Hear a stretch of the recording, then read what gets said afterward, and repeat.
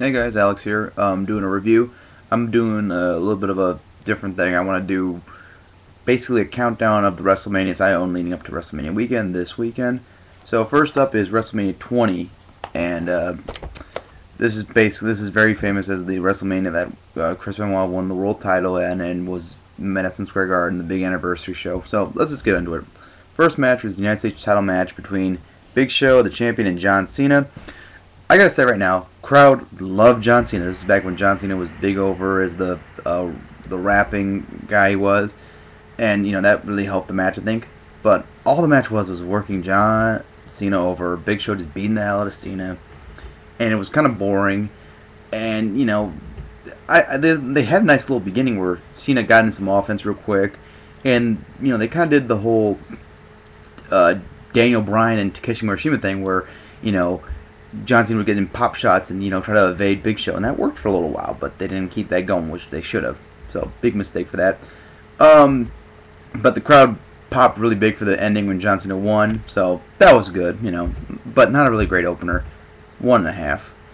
Next was a four-man tag team match or whatever, 4-team tag team match for the World Tag Team titles. RVD and Booker T, La Resistance, Garrison, Cade, Mark Jindrak, and the Dudley Boyz.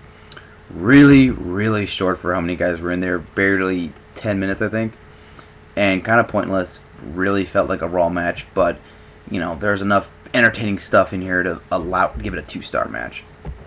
Then was Christian and Jericho. This was actually really, really good. Good back and forth action. No one really dominated the whole match, so that allowed everyone to get a little bit of offense in and defense in and everything. And this was the whole thing that was Trish Stratus was involved with the whole relationship with Jericho, and Christian got in the middle of it, and they kept those story elements into the very end and were limited, so it didn't affect the match, which I liked a lot because they didn't overbook the match or anything. So that I really liked that a lot. So I give this match 3.5. Then we had, actually this was The Rock's very last wrestling match up until this year, so there's something. With Evolution, Ric Flair and Batista and Randy Orton against Rock and Snot Connection. This match was really, really fun. Really cool to see some of these guys in the same ring together, especially Ric Flair and The Rock, just poking fun at each other. Like Ric Flair did the People's Elbow, and then Rock did the Flair Strut, which was really funny. I liked how that they limited the interaction between Mick Foley and Randy Orton because the feud was basically them two, and Evolution and The Rock got dragged into it, and then this led to the Backlash where Foley and Orton had a really good hardcore match. So I like that they didn't really have that much interaction with it, which led to another match which was really good, actually, probably superior to this match. But this match was good, good action, good back and forth, it was fun. I give it 3 3/4. Then we had a useless match, which was the Playboy evening gown match. Sable, Torrie Wilson versus Miss Jackie and Stacy Keibler. No rating. This is pointless. This was pointless. Okay, I don't even think Sable got in this match the whole time. So there you go. Cruiserweight opener for the Cruiserweight Championship. Chavo Guerrero was the champion, and basically a bunch of cruiserweights came out, and it was two of them started in the ring. One guy gets pinned, another guy jumps in, pinned all the way up to the last guy, where the last guy faces Chavo for the title, which included Ultimo Guerrero, Shannon Moore, Jamie Noble, Funaki, Nunzio, Billy Kidman, Rey Mysterio, Tajiri, and Akio.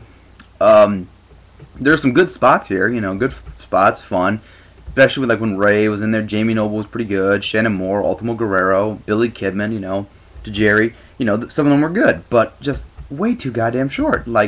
Every guy got at least a minute and a half, maybe 2 minutes max in the ring. So really, really short for the amount of talent you had in there, and that really hurt, I think. I would have preferred Rey Mysterio and Ultimo Guerrero in a one-on-one match.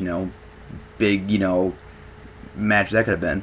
2.5, really too short to anything. Then we have the greatest dud of all time, Goldberg and Brock Lesnar.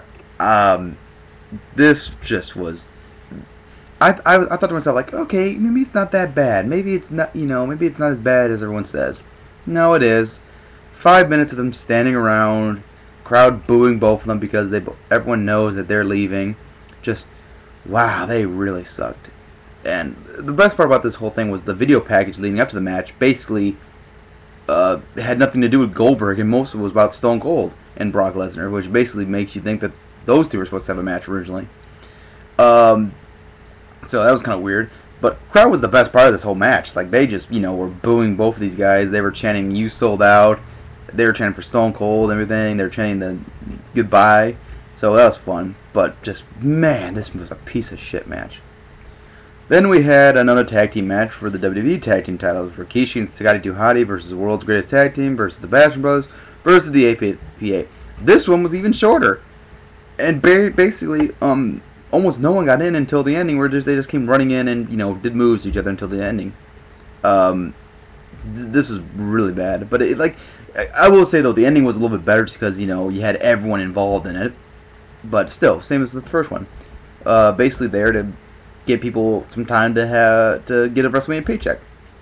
Then we have another bad match, which was the women's title match, Victoria versus Molly Holly. And if Victoria won, Molly shaved her head. If Molly won, she won the women's title. So, short, dull, boring, and a dead crowd.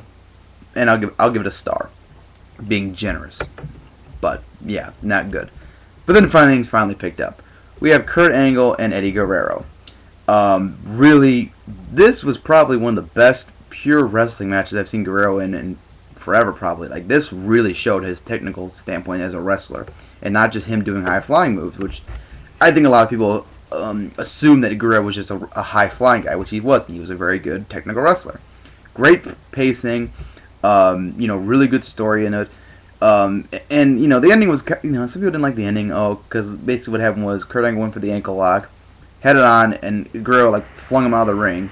And then, he, started taking off his boot, he hurt his ankle. Kurt Angle goes for the ankle lock again. Guerrero slips out of his boot and rolls him up using the ropes.